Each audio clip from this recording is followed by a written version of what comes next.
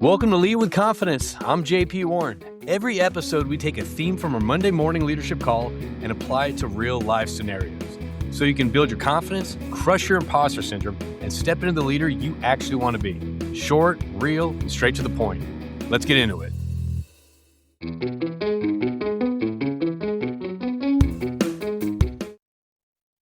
Welcome back to a new Lead with Confidence with your host, JP Warren.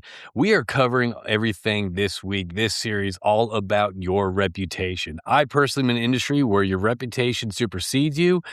Your reputation lives with you throughout your entire career. So what can we do to ensure a reputation aligns with who we truly are, and it's not either ego-driven or it's not held back by its own insecurities? So let's dive into this. What this is, these are quick 5 to 10 minute podcasts where we're going to be providing from some frameworks, some questions, some reflection questions, and how you can approach these upcoming high stressful events so you can actually lead better and show up better. Now, all I ask for you in return is if you take 15 seconds, go over, share, like, comment, do what you got to do to give me some feedback to help incentivize me to keep putting out this content, or maybe even share it with those that might need to hear this more than you do. That would be a great help. All right. So today we're talking about your reputation. Walk in a room first. Are you ready for what it has to say? All right. A lot of times, before you even walk in the room, before you even sit down at the table, people have an understanding of who you are, your reputation. And let's talk about that. There's two things that I've seen leaders do in real life. The first thing I've seen is when leaders come in with their egos. They're known for their egos. They're known for their expertise. They're known for their track record, and they overcompensate this, right? And again, we talk about imposter syndrome. 8 out of 10 people experience imposter syndrome. So chances are these leaders are walking in with a lot of imposter syndrome, and what they do, they just kind of double down on their experience. They double down their ego, and they come across as just someone that's very difficult to engage with because they know everything, right? And the second side of things I see is leaders coming in, good leaders, good strong leaders, good smart leaders, people that are very sharp in their field. They come in with a very high EQ and they come across extremely weak. They don't come across confident, and they come across more insecure than those around them. Now, these are two different approaches, two polar opposite approaches, but at the same thing, the theme is it's hurting the company, it's hurting the individual based on their reputation. So what can we do about entering the room or building a reputation so it serves us rather than hurts us? Okay. I remember one time I was having a roundtable event, and this one of the leaders of the industry came in, and he's started a company. He built this company. It's very well known. It's global. It's all this. And he came into a room full of other, decision makers in the industry. And rather than lead with a little humility or a little bit, of this, he came in cocked up, very ego, very confident, a little bit too confident, to the point where he actually pushed his target audience away. He pushed his customer base away because it was all pride, all ego. And at the end of it, I was just shaking my head. It's like, how do companies like this keep moving forward, to keep growing, when this is the person in the leadership position leading with all this ego, leading kind of like alienate themselves from their target audience, which is their customer base? So let's kind of talk about some frameworks to kind of how we approach the boardrooms or these meetings we're about to walk into. All right.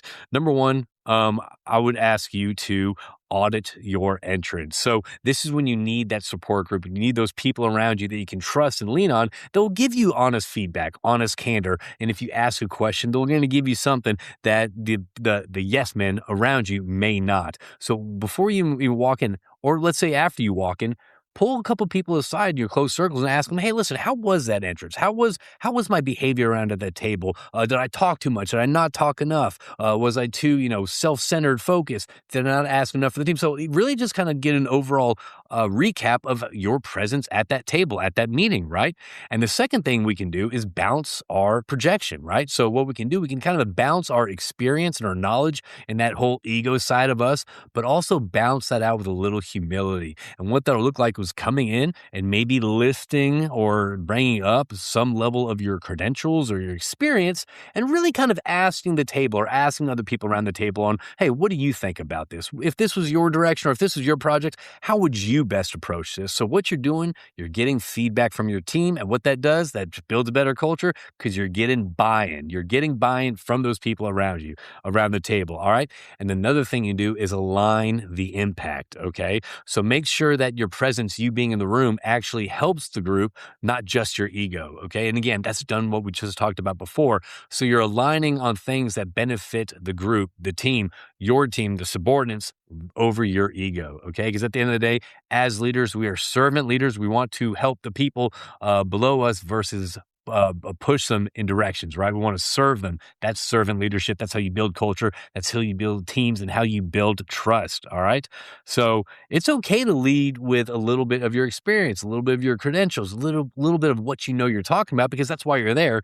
But at the same time, it's very good to balance that with humility, asking feedback, asking for input, asking for, hey, how would you approach this situation if this was your project, or if you had the budget that I have, how would you approach this differently than I'm doing right now? I think that just builds a great culture and you get better discussions. And plus, you also might find some little pieces of knowledge that you didn't know about, whether it's, what's really going on the culture side, on the ground floor, or it's just getting new ideas, better ideas from around the team. All right. So the practical application is this, to wrapping up. The first thing is, next time you enter a high stakes meeting area, high stakes meeting room, state one relevant credential and then ask a question. Ask a question of humility. So ask, what would you do in this situation? All right.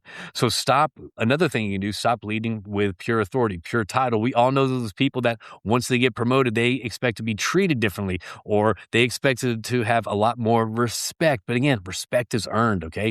Don't expect respect unless you're giving respect. Okay. So lead with some humility. All right. Lead with you not being the main person in the room. Actually, the team is there, the main person in the room. You were just there to kind of help guide. All right. So ask yourself this week, what would my last 3 meetings say about my reputation? What would it say about my reputation if I wasn't there? What would people say about me being in that meeting if I wasn't there? And again, this is a good sound check. This is a good soundboard to trying to find out where you're at kind of in your reputation. Are you showing up the way you should be showing up as a leader, part of that meeting? All right. So thank you for tuning in to Lead with Confidence podcast. If you're enjoying this, please share, comment, let me know. Let me know what topics that you want to cover, because I love diving into this, and this stuff just keeps me motivated to keep putting out this type of content to help you out there. All right. So the question is, with your reputation, are you managing it, or is it managing you? All right. Thanks for tuning in for Lead with Confidence, and I will talk to y'all soon. This is JP Warren.